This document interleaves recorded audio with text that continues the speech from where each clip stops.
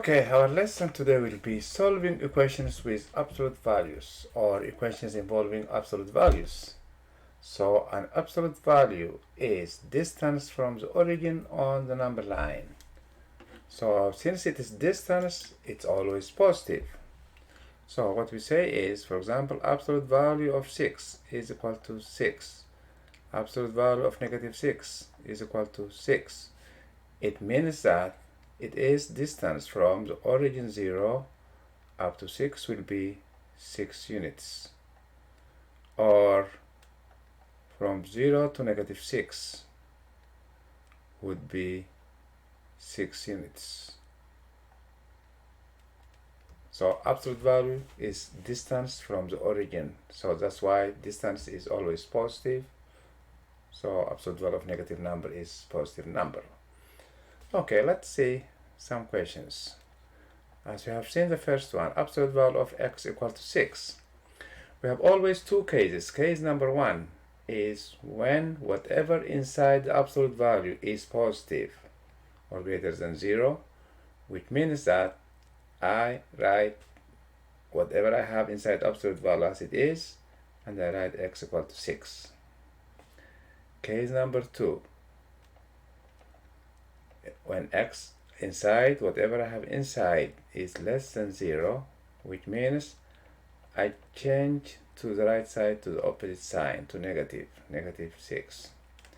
Okay, so I always check my answers, but in this case it's obvious. But the first one, absolute value of 6 is equal to 6, which is the same as right side. Absolute value of minus 6 is equal to 6, which is the same as the right side. Okay, let's see. Absolute value of x plus 2 equal to 5. So case number 1 is whenever whatever I have inside absolute value must be greater than or equal to 0.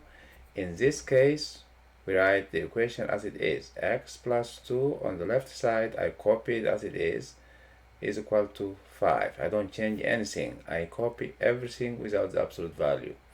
Therefore, x equal to 5, take away 2, x equal to 3.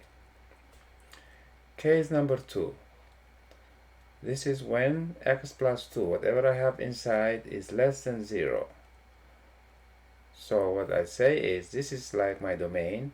X should be less than or equal to minus 2. So I take the left side as it is.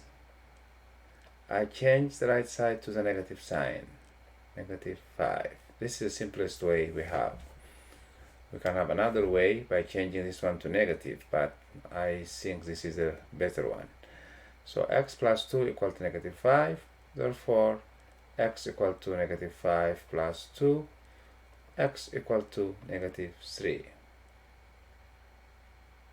So x plus 2 is equal to 5. So in this case, x minus, this is minus 5, therefore minus 7. So check your answer always. For the first one, left side is absolute value of 3 plus 2, which is 5. The right side is 5. Therefore, my answer is right. Or I accept that answer. So I check the other case. Left side is x equals negative 7, negative 7 plus 2, which is absolute value of negative 5, which is equal to 5. Therefore, on the right side we know is 5. Left side equals to right side, therefore my answer is acceptable. Okay, let's see the next question. 4x minus 1 equal to 16. So case number 1, we know we take as it is. 4x minus 1 equal to 16. 4x equal to 16 plus 1, which is 17. X equal to 17 over 4. Case number 2, when everything is less than 0, which means I write the left side as it is, and I change the right side to the opposite sign, which is the negative. Therefore, for x equal to 17, negative 16 plus 1, negative 15, x equal to negative 15 over 4. I always check my answer. Check. The first one, left side is absolute value of 4 times 17 over 4 minus 1, which is absolute value of 17 minus 1, which is absolute value of 16, which is 16. So right side is 16. Therefore, left side equal to right side. So my answer is acceptable.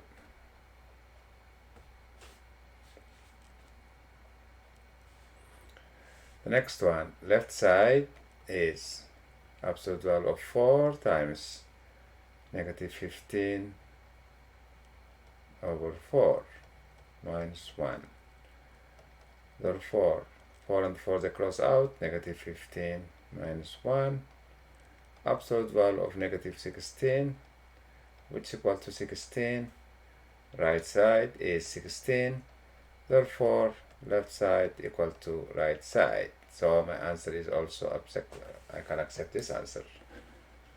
Okay. Let's do the next question. D. 3x plus 4 plus 2x plus 4 equal to 10. In this case, x plus 4, they are the same. The absolute value, it has absolute value, it has the same. This is exactly the same as like terms or like radicals, which means 3 of something plus 2 of the same something. 3 plus 2 will be 5, because they are all the same. 3 apples plus 2 apples are 5 apples. Therefore, 5 of x plus 4 equal to 10. I isolate x plus 4, 10 divided by 5, which is 2. Therefore, I solve this one here. Case number 1. X plus 4 equal to 2. I copy as it is. X equal to 2 minus 4, which is negative 2. Case number 2. X plus 4, I change it to the opposite sign. X equal to negative 6. I check the first one. Left side, I can check the simplified one. Negative 2 plus 4. Absolute value of 2, which equal to 2, which is the same as the right side. Therefore, my answer is reasonable. Number 2, left side is absolute value of negative 6 plus 4, absolute value of negative 2, which is 2, and right side equal to 2. Therefore, left side equal to right side, so both answers are acceptable. A. 3x plus absolute value of x equal to 12. So we have case number 1. We have only absolute value of x here. So if this is greater than 0. Therefore, the first case we said we don't change anything. 3x plus x equal to 12. 4x equal to 12. X equal to 3. Case number 2. When x is less than 0, we say we change it to the opposite sign. This is when x is less than 0, which means 3x minus x equal to 12. 2x equal to 12. X equal to 6. Let's check. First case. Left side is 3 times 3 plus absolute value of 3. 9 plus 3, which is 12. So right side is 12. Therefore, in this case, left side equals to right side. So I can accept x equal to 3. In the second case, left side is 3 times 6 plus 6, which is 18 plus 6, which is 24. But right side is 12. So since right side is 12, left side is not equal to right side. Therefore, my solution is only x equal to 3. I do not take x equal to 6. Okay, that's how absolute values work. And last question may be a logical question.